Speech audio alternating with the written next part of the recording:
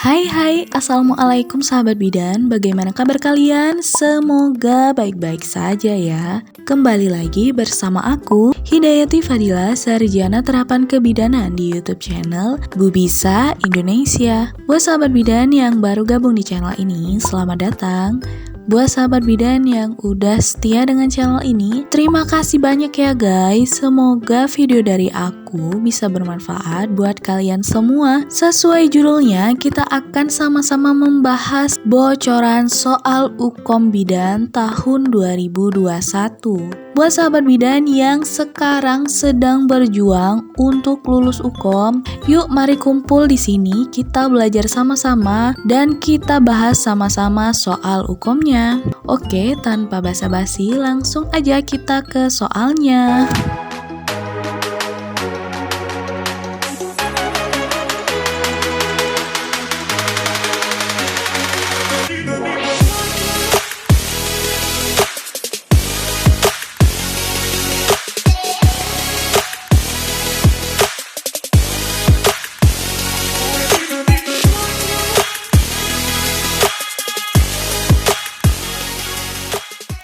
Oke, sebelum membahas soal, saya persilahkan untuk sahabat bidan menyiapkan alat tulis masing-masing agar jika terdapat materi yang belum dipahami, sahabat bidan bisa mencatat sehingga dapat dipelajari ulang nantinya. Oke, silakan disiapkan dulu alat tulisnya.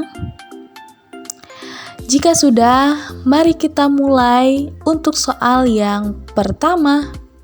Seorang perempuan umur 30 tahun datang ke BPM dengan keluhan amenore 3 bulan. Hasil anamnesis sering merasa mual dan muntah sejak 1 bulan yang lalu. Hasil pemeriksaan tekanan darah 140/100 mmHg, pernapasan 20 kali per menit, nadi 84 kali per menit, TFU 1 jari di bawah pusat, tidak teraba balok temen, terdapat bercak kecoklatan dan jaringan seperti gelembung. Diagnosis apakah yang paling mungkin pada kasus tersebut? A. Abortus imminens, B. Kehamilan ektopik, C. misabortion, D. molahidatidosa, E. Abortus incipient. Dari soal ini bisa kita tarik kata kunci amenore 3 bulan, merasa mual dan muntah sejak 1 bulan yang lalu, tekanan darah di atas normal yaitu 140/100 mmHg. Sedangkan untuk pernapasan dan nadi masih dalam ambang batas yang normal. TFU 1 jari di bawah pusat, tidak teraba balok temen. Terdapat bercak kecoklatan dan jaringan seperti gelembung. Dari sini aja bisa kita tarik ya, bahwa diagnosisnya adalah patologis pada kehamilan. Oke, kita masuk ke slide pembahasan. Jawabannya adalah molahidatidosa, yaitu D. Kasus ini TFU tidak sesuai dengan usia kehamilan berdasarkan hasil perhitungan HPHT. Jika amenore 3 bulan, maka idealnya TFU 3 jari di atas simpisit. Namun kasus ini TFU 1 jari di bawah pusat. Ini idealnya untuk usia kehamilan 5 bulan atau 20 minggu. Hasil pemeriksaan diperkuat dengan tidak adanya balok temen dan ada pengeluaran perpaginan bercak coklat yang menunjukkan mulai ada perdarahan. Tanda gejala ini mengarah ke molahidatidosa, diperkuat dengan gejala penyerta yaitu hipertensi pada mola tersebut. Nah, buat sahabat bidan yang belum hafal berapa sih TFU normal, bisa lihat di gambar. Sahabat bidan bisa menjadikan patokan antara simpisis, pusat, dan PX. Dan sahabat bidan juga bisa membaginya sesuai dengan gambar yang telah saya tampilkan. Oke, silahkan dicatat dan dihafalkan agar dalam pelaksanaan Ukom sahabat bidan tidak bingung lagi berapa sih normalnya TFU pada ibu hamil. Oke, kita langsung lanjut ke soal yang nomor 2. Soal nomor 2 yaitu seorang perempuan umur 35 tahun, G1P0A0, hamil 34 minggu datang ke BPM dengan keluhan pusing sejak 1 minggu yang lalu. Hasil anamnesis, keluhan tidak disertai dengan pandangan kabur atau nyeri ulu hati. Tidak ada riwayat tekanan darah tinggi. Hasil pemeriksaan 140/100 mmHg, pernapasan 20 kali per menit, nadi 84 kali per menit, TFU 32 cm, DJJ 148 kali per menit, protein urin +1. Diagnosis apakah yang paling mungkin pada kasus tersebut? A. Hipertensi kehamilan, B. Preeklamsi ringan, C. Preeklamsi berat, D. Hipertensi kronis, E. Eklamsi. Di soal ini bisa kita ambil kata kunci yaitu mengeluh pusing sejak 1 minggu yang lalu, tekanan darah 140/100 mmHg, protein +1. Oke, langsung ke slide pembahasan. Jawabannya preeklamsi ringan, yaitu B. Kasus ini adalah kasus patologi kehamilan. Data yang menonjol yaitu tekanan darah 140/100 mmHg. Yang kedua yaitu protein urin +1. Tetapi tidak ada riwayat hipertensi pada sebelum kehamilan.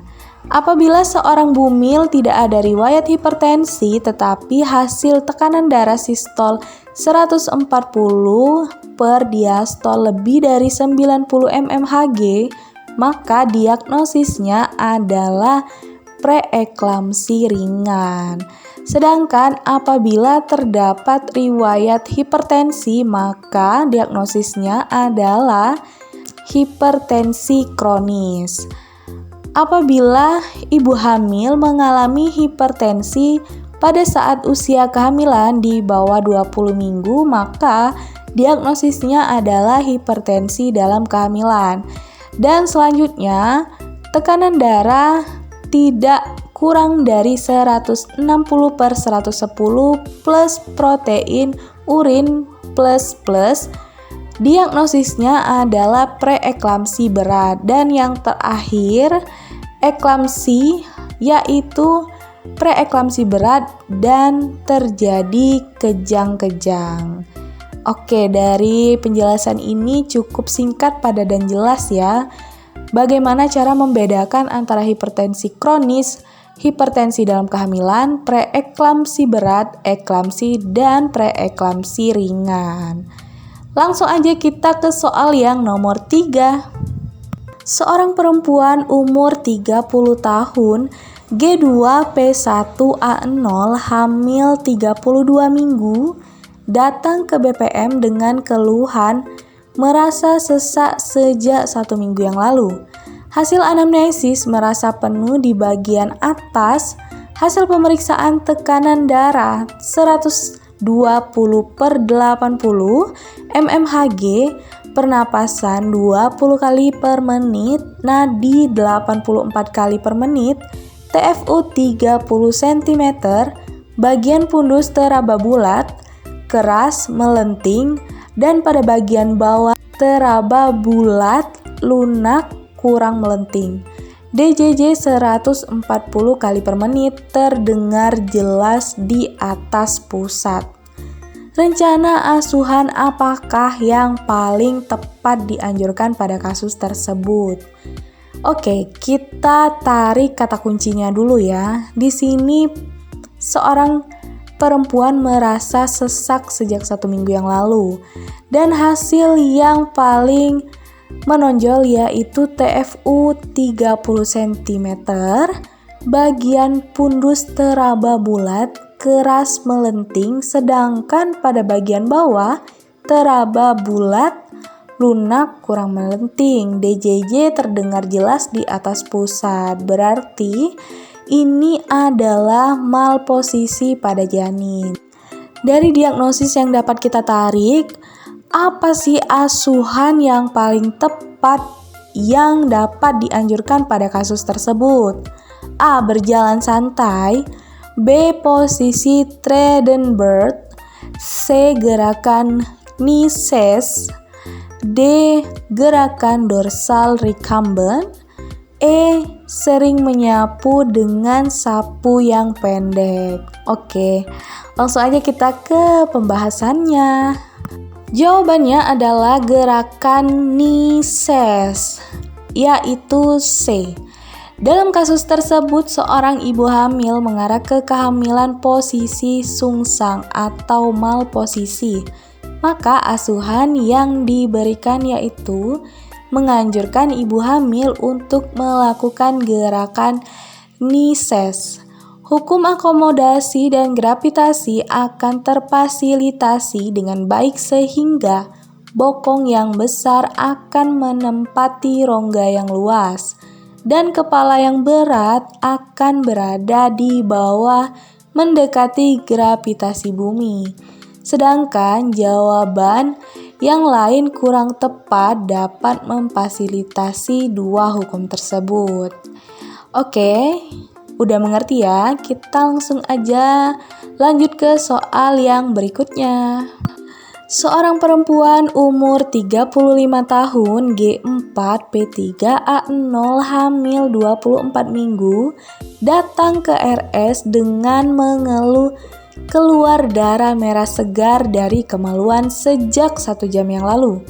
Hasil anamnesis, hasil pemeriksaan tekanan darah 140/100 mmHg, pernapasan 20 kali per menit, nadi 84 kali per menit, tidak ada kontraksi uterus dan tidak ada nyeri tekan abdomen bagian bawah. TFU setinggi pusat, DJJ 156 kali per menit. Diagnosis apakah yang paling mungkin pada kasus tersebut? A. Placenta previa. B. Solusio placenta. C. Abortus imminent. D. Molehidatidosa. E. Kehamilan ektopik. Kata kunci apa sih yang bisa kita tarik dari soal ini, yaitu mengeluh keluar darah merah segar dari kemaluan sejak 1 jam yang lalu. Nah, dari kata ini aja udah bisa ya kita menarik diagnosis apa sih yang paling mungkin terjadi pada kasus tersebut.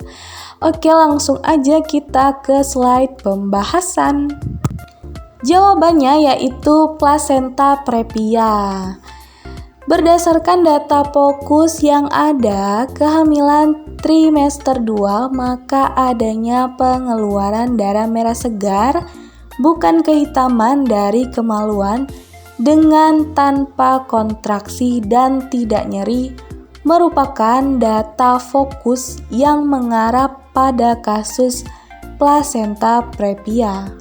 Opsi jawaban solusio placenta bukan merupakan jawaban karena tidak ada faktor predisposisi, misalnya hipertensi, dan tidak ada pengeluaran darah berwarna kehitaman, maupun adanya kontraksi uterus yang disertai nyeri. Sedangkan opsi jawaban C, D, dan E merupakan jenis perdarahan pada kehamilan muda, yaitu di bawah 20 minggu, sedangkan datanya perdarahan setelah 20 minggu. Jadi, diagnosis yang paling mungkin pada kasus ini yaitu A. Placenta previa. Jadi, bisa dibedakan ya bahwa placenta previa yaitu mengeluarkan darah segar, sedangkan solusio placenta yaitu mengeluarkan darah kehitaman. Oke, kita lanjut lagi ke soal selanjutnya. Seorang perempuan umur 28 tahun, G1, P0, A0, hamil 12 minggu, datang ke RS dengan keluhan nyeri perut bagian bawah. Hasil anamnesis, keluar darah sedang bercampur sedikit gumpalan dari kemaluan sejak 2 jam yang lalu. Hasil pemeriksaan, keadaan umum baik, tekanan darah 120/80 mmHg, nadi 84 kali per menit, ada kontraksi uterus, nyeri tekan abdomen bagian bawah, hasil inspekulo tampak serviks membuka dan terlihat jaringan pada serviks. Diagnosis apakah yang paling mungkin pada kasus tersebut? A. Abortus imminens, B. Abortus complete, C. Abortus incipiens, D. Abortus incomplete, dan yang E. Mola hidatidosa. Dari sini bisa kita tarik kata kunci yaitu hasil inspekulo tampak serviks membuka dan terlihat jaringan pada serviks. Sedangkan untuk umur kehamilannya masih di bawah 20 minggu yaitu hamil 12 minggu. Oke, kita langsung aja ke slide pembahasan. Jawabannya yaitu abortus incomplete, D. Pada kasus tersebut merupakan kasus abortus yang ditandai dengan adanya hasil pemeriksaan, keluarnya darah sedang dari kemaluan, adanya kontraksi uterus, nyeri abdomen bagian bawah. Hasil ini terjadi pada opsi jawaban, namun data fokus jawaban yang mengarah kepada abortus incomplete pada kasus tersebut adalah adanya hasil periksa dalam yang menunjukkan bahwa serviks membuka 2 cm teraba jaringan. Artinya, incomplete berarti sedang berlanjut, di mana buah kehamilan masih dalam proses ekspulsi atau pengeluaran buah kehamilan. Belum semua hasil konsepsi yang dilahirkan sebelumnya sehingga mengarah ke abortus incomplete. Jadi pada intinya untuk aborsi incomplete yaitu aborsi dengan pengeluaran hasil konsepsi yang tidak menyeluruh, tetapi ada pengeluaran beberapa jaringan. Sedangkan yang komplit yaitu pengeluaran secara menyeluruh pada hasil konsepsi. Nah, semoga penjelasan dari aku ini walaupun singkat, padat, dan mudah dipahami ya. Buat sahabat bidan, aku mau tahu dong materi apa sih yang menurut kalian paling sulit untuk dibahas. Nah, aku mau kasih kalian penjelasan yang sangat mudah, singkat, padat, dan jelas. Aku mau tahu materi apa, bisa kalian tulis di kolom komentar. Insya Allah aku akan bahas materinya dengan cara yang menarik dan mudah dipahami. Oke, terima kasih udah nonton sampai habis. Semoga kalian yang sedang berjuang bisa lulus UKOM di tahun ini. Terima kasih. Bye. Assalamualaikum warahmatullahi wabarakatuh.